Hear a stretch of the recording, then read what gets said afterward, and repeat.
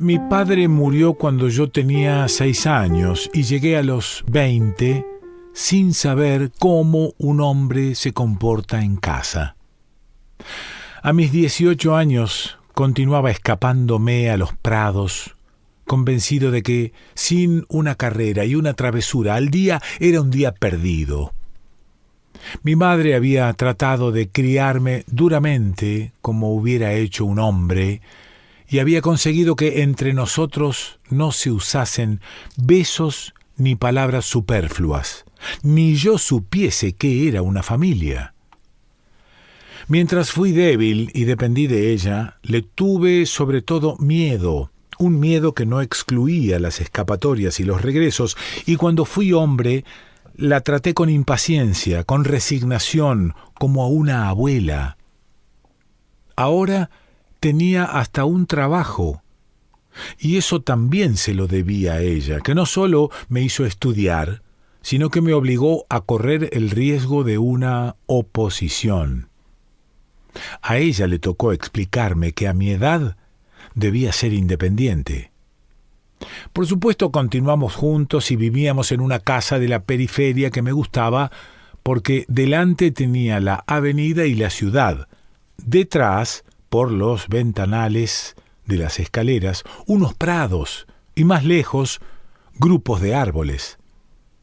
Hasta unos años antes vivíamos en el campo y para mí un horizonte verde, caminitos en los prados, las casas entre bosques y cañaverales, querían decir libertad y vacación. Ahora que me pasaba el día detrás de una mesa, me contentaba al regresar por la tarde con echar una ojeada por las escaleras al gran vacío de cielo y prados para asegurarme de que seguían existiendo. Pero aun cuando al salir del trabajo me quedaran todavía varias horas de luz, nunca paseaba por aquella zona. Me detenía más bien en la estación central, cuyo ajetreo me gustaba, o vagaba por ciertos barrios alejados al nuestro, donde había fábricas, bullicio y soledades repentinas. Un día que al regresar temprano oí hablar en la sala y mamá me dijo vivamente a través de la puerta, ven a ver quién está aquí. Estaba con uno de mis humores vidriosos. Vacilé en la puerta de la sala y agucé el oído. Comprendí que callaban esperando verme aparecer. Eso me irritó tanto que habría querido estar aún en las escaleras. Retrocedí, grité algo desde el rellano y bajé a todo correr. Cuando se apagó el primer impulso, estaba ya lejos, y al regresar poco a poco al oscurecer, me imaginaba sin querer la escena. Mamá me recibiría sentada a la mesa enfurruñada. En aquella época comíamos en la cocina y una cena de 2 acaba pronto, pero yo me quedaría sentado hasta que ella se levantase a recoger. Entonces me metería en mi cuarto y sentado a la ventana, fumando en la oscuridad, esperaría a la noche. No me atrevía a salir, como de costumbre, dejándola sola, y al otro lado de la pared oiría el chapoteo de sus manos con entrechocar de platos. En vez de eso, encontré la casa iluminada y la mesa puesta en la sala, y mamá y don Pietro hablando de mí. Hacía 15 años que no venía por casa, y de momento no lo reconocí, pero él enseguida me habló de una tal Ninina, de quien parece que estaba ya enamorado en sus tiempos. Mamá fruncía el ceño, pero sonreía. Cuando nos sentamos a la mesa, habíamos recordado ya tantas proezas de mi infancia que me parecía volver a vivir en la quinta donde pasábamos el verano, por las noches, cuando él y papá llegaban juntos, gritando y riendo por el camino de la verja, y yo los esperaba corriendo a su encuentro y hurgando en los bolsillos de papá, hasta que mamá aparecía en la balaustrada del jardín y se saludaban y charlaban así a distancia, y yo le tiraba a él del brazo para que no fuese a su casa, sino que viniese a cenar con nosotros. Entre un plato y otro, mamá se levantaba para ir a la cocina y él una vez la siguió mientras continuaba hablando. Yo no sabía darle conversación y aquel ardor no me desagradó. Nos habló de su mujer, una argentina, que iba a reunirse con él en Génova, donde querían instalarse. Don Pietro había sido tan amigo de papá que entre nosotros se decía que fue su muerte lo que lo indujo a correr mundo. Pero ahora era viejo, nos dijo. Era viejo y quería detenerse.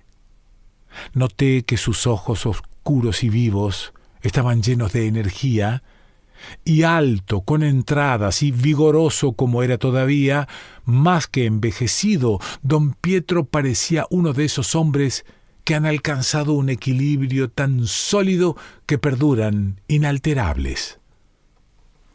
A partir de esa noche vino a menudo a vernos. Decía que debíamos tener paciencia, pero estaba solo, y nosotros le hacíamos de familia. Las mañanas las pasaba organizando cierta empresa que debía darle estabilidad. Escribía largas cartas de negocio y esperaba telefonazos en su hotel. Yo pasaba a mediodía a saludarlo y a invitarle a venir por casa. Lo esperaba sentado en un butacón entre las idas y venidas de la gente, y comprendía que un hombre que ha vivido siempre en hoteles, en estaciones y de viaje, debía tener esa cara y esa energía. Don Pietro las había visto de todos los colores en su vida, y los primeros días habló volublemente de ello con mamá y conmigo, haciendo un gesto de la mano como para decir que aquellos tiempos se habían acabado. Pero a mí me parecía que su voz, su paso, el pronto con que despedía a sus interlocutores y el propio ceño que empleaba conmigo conservaban el tono de su vida reciente. Hasta ahora le había ocultado que trabajaba en el ayuntamiento, pero una vez, mientras lo acompañaba a casa, al versar la conversación sobre mi padre, no pude por menos de confiarle mi empleo. Dijo, distraído, «Haces bien», y volvió sobre el tema que le interesaba. En nuestra casa se había dicho siempre que papá, de haber vivido, quería hacer de mí un marino, un capitán de barco, para que me moviese y viese mundo. En mi fuero interno le estaba agradecido por haberme destinado una vida hermosa, y aunque la suerte había querido otra cosa, no por ello dejaba de fantasear mañana y noche, yo solo, cuando salía de casa, sobre que por fin comenzaba mi viaje. Me bastaba caminar hasta el final de la ciudad, hasta los baldíos de los suburbios, y algo ocurría. Al doblar la esquina de la última casa, en el cielo fresco o en los arreboles del atardecer, se me aparecía el mar, un mar nunca visto, inmenso y humeante de puertos, de playas, de fragores. En mi mente incluso la imagen de este espectáculo se mezclaba con el recuerdo difuminado de papá. Y siempre me había mostrado avidísimo de noticias sobre él, de anécdotas, de singularidades suyas. No me cansaba, por ejemplo, de escuchar a mamá el relato de su fuga del colegio, cuando mi padre había dormido 2 noches debajo de un puente y nevaba a su alrededor a los 15 años. Ahora sé que hurgaba en mis recuerdos, en mis instintos, en toda mi conciencia, para descubrir en la raíz la identidad de mi natural con el suyo, solo porque en él sentía prefigurado mi destino. Que mamá ya la primera noche alabase con don Pietro mi apego a papá me había fastidiado.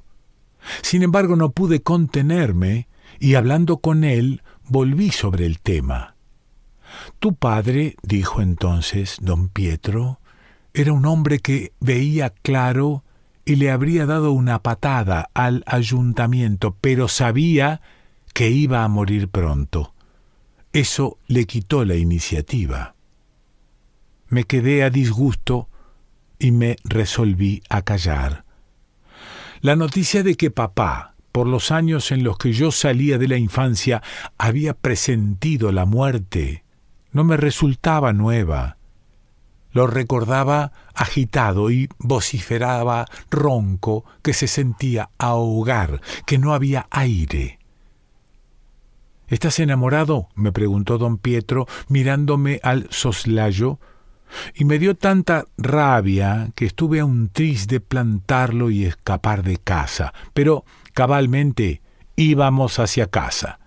Me lo habría encontrado delante y sus chanzas habrían durado más. Me contenté esa tarde con volver a sacar la conversación de sus tiempos, y mamá, que siempre me había enseñado a no ceder a la ira, poniéndome el ejemplo de papá, que aún sabiendo que iba a morir, había vivido sobrellevándolo, dijo esa noche que, si Enrico hubiese llevado la vida de Pietro, quizá no hubiera muerto, porque lo que lo había matado había sido el resignarse, el emperrarse en un trabajo sedentario sin tomarse jamás una distracción. Me sorprendió la voz distinta de lo normal, más enérgica y casi rencorosa con que acabó esta frase. Parecía como si desahogase un odio.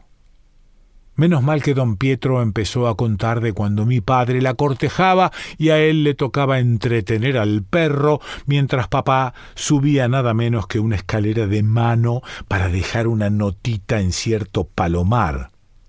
Luego se encontraban en los bailes. Mamá entonces tenía un célebre vestido celeste que quería decir algo. Cuando aparecía de blanco, en cambio, quería decir lo contrario. Mamá ahora ya no se acordaba y no encontraron, por mucho que buscaron, el sentido del mensaje. Quizá Enrico lo sabría, observó don Pietro, si estuviera con nosotros. Una cosa que no me habría atrevido a decirle a nadie, y mucho menos a don Pietro, era que yo lo envidiaba especialmente porque vivía en un hotel. Él entraba y salía sin reparar en ello, pero durante los pocos minutos que yo pasaba esperándolo, estudiaba ávidamente personas y equipajes, más los equipajes que las personas, ya que éstas, una a una, eran las consabidas caras que se ven por la calle o en el tranvía, mientras que ciertas maletas multicolores acribilladas a etiquetas me hablaban como vivas. De don Pietro no vi ni siquiera una maleta, porque siempre me encontré con él en el vestíbulo y a él no le gustaba contar de sus viajes, salvo lo mínimo indispensable. Estaba más bien preocupado por sus telefonazos. Y un día que el portero le dio una carta, cuyo sello vi al vuelo que era exótico, apenas la miró y se la metió en el bolsillo. 2 días después, de repente dijo, parándose en la puerta del hotel, que su mujer estaba en Génova. Se marcharía al día siguiente. Vino a casa a la cena de despedida y trajo champán. Para estar alegre, dijo, porque su mujer no toleraba la alegría y era el último que iba a beber. Mamá nos miró beber preocupada, pero cuando don Pietro brindó por el futuro, alzó también ella, con sus dedos huesudos, la copa y tocó la suya y luego la mía con mucha seriedad. No le vi los ojos porque yo había tomado un sorbo y nadaba en otros pensamientos.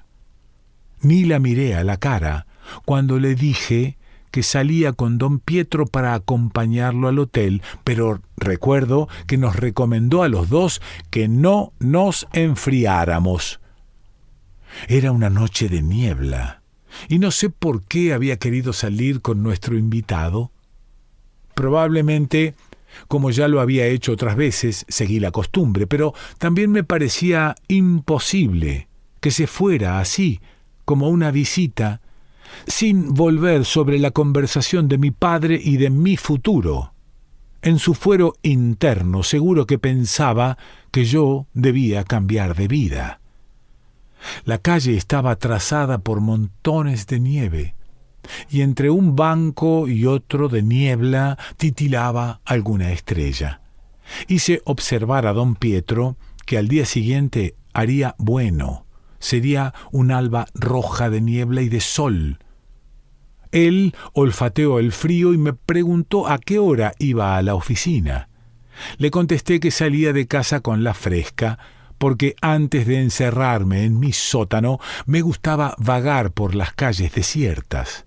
Trabajaba en la planta baja, pero pronuncié sótano casi con lágrimas en los ojos. «Hace frío», rezongó don Pietro. ¿Tomamos algo? El primer letrero de café fue el nuestro. Yo tendía a sentarme, pero don Pietro encargó 2 vinos calientes en la barra.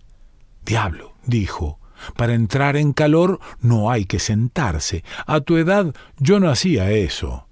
Si acaso se va de un café a otro, entonces sí, como hacen los marineros». Trasegué el vino. Don Pietro lo sorbía despacito sacando el labio del cuello de piel y todo el tiempo que tuvo el vaso en la mano no dijo una palabra. Era viejo de veras, pero el pelo rubiasco y los ojos expresivos lo convertían en un hombre vivo. La mujer anémica y sombría que nos había servido lo miraba con el rabillo del ojo como fascinada. «¿Te gusta, ¿Estás mejor?», me dijo cuando hubo acabado, y una vez en la calle pareció más alegre.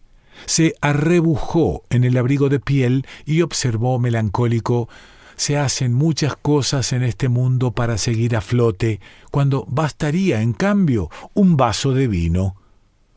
Cuando estuvimos delante del hotel, hablaba aún del vino y decía que para quien no tiene tierras es difícil hacerse una buena bodega. De eso pasó a tocar la quinta que quería comprarse, de la cual hasta ahora había hablado solo con mi madre, y me explicó que, de no haber sido por su mujer, él se habría retirado al campo. Pero esperaba montar por lo menos una casa vinícola y desde Génova vender por mar donde sabía él. Mientras tanto habíamos entrado y él dijo: «¿Probamos el vino que tienen aquí?». Se hizo llevar una botella vieja a una mesa del restaurante añejo por un camarero al que llamaban Giacomo. Bajo la pantalla, el aterciopelado color del vino resaltaba sobre la blancura del mantel. También don Pietro tenía ojos de terciopelo. Solo al acercar el vaso dejó de charlar. «No hacemos como los marineros», dijo, mirándolo. «Nos hemos sentado». No sé por qué hablé aquella noche. Mi huraña timidez se fundió con aquel calor cordial y con la repentina benevolencia de don Pietro. Si yo tenía aún los ojos húmedos, no era, desde luego, por la pena de la separación. Le pregunté de sopetón a don Pietro si tendría para mí un puesto de marinero, de camarero de algún barco. Le dije que o él me liberaba de aquella vida o acabaría como papá. Hablé con ardor. Recuerdo que no me atrevía a detenerme por miedo a la inevitable respuesta. Pero don Pietro me miró gravemente y, sirviéndome más vino, adoptó un aire dolorido. Torció la boca y farfulló que yo era un estúpido. ¿Por qué no se lo había dicho antes? No soy dueño de barcos, dijo, pero conozco a quienes los mandan. No te conviene embarcarte de grumete. Quien empieza por abajo nunca llega a nada. Me miró de través con satisfacción. Me parece estar viendo a tu padre, rezongó. ¿De qué tienes miedo? Para llegar a algo hay que empezar a lo grande. Le dije que yo solo pedía dejar la orilla, respirar con otro aliento, y conté el viejo sueño de mi padre, conté mis sueños, a él que me miraba de hito en hito, metido en el halo de luz, con una sonrisa entre incrédula y maquinal. De vez en cuando terciaba gravemente. Le hablé de los veleros y puertos de arribada y también el enfervorizado me habló de sus puertos, de sus arribadas. Me explicó, aunque ya lo sabía, que los veleros son ahora mirlos blancos, reliquias de museo, buques escuela. Cuando oyó que nunca había visto el mar, cambió de cara de golpe y porrazo, quedó consternado. Me apretó el hombro y me preguntó por qué no partía con él al día siguiente. Nos pusimos de acuerdo en que escribiría desde Génova en cuando hubiera encontrado un buen puesto. Inmediatamente después me pareció cansado, lo vi soñoliento y me levanté para irme. Rezongó sin moverse. Luego me tendió la mano. Esa noche no volví a casa. Entré en cambio en el café de la estación para saborear solo mi futuro y apreciar mi nueva independencia. Estaba borracho, pero no de vino, e incluso sentía en mí una claridad y una osadía que luego no he vuelto a experimentar. Hacia la madrugada estaba cansado y sin embargo no tenía sueño. Regresé a casa de buen humor. No fue fácil calmar a mi madre, pero la idea de que dentro de poco tendría que habituarse a una ausencia muy distinta me convirtió en un buen chico. Naturalmente, no quería creer que hubiese pasado la noche solo, y esta imaginación suya me divertía. Vendrían también las mujeres más adelante.